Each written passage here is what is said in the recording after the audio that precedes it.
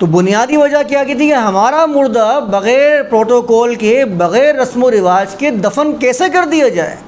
हम जो मज़हब से अपने आप को मंसूब करते हैं, हम मजहबी होने के बावजूद अपने मुर्दे को मजहबी रसूमात के बग़ैर सुपुर्द खाक कर दें, ऐसा कैसे हो सकता है। हम तो पीछे रह जाएंगे मज़हब के मैदान के अंदर।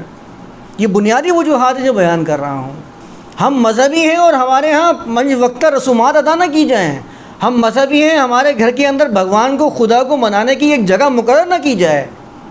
मैं हिंदू हूँ तो मेरे घर के अंदर कोई ना कोई भगवान का मंदिर बना है, और मैं मुसलमान हूँ तो मेरे घर के अंदर कोई ना कोई मेहराब या एक मकाम मुकर्रर है जहाँ पर मुझे 5 वक्त अपने खुदा को राज़ी करने के लिए अपनी नाक को ज़मीन पर रगड़ना होगा, वरना मैं मजहबी कहला ही नहीं सकता हूँ। ये मज़हब की तारीफ़ है, आप देख लीजिए जाकर मज़ाहिब आलम का जायज़ा ले लीजिए।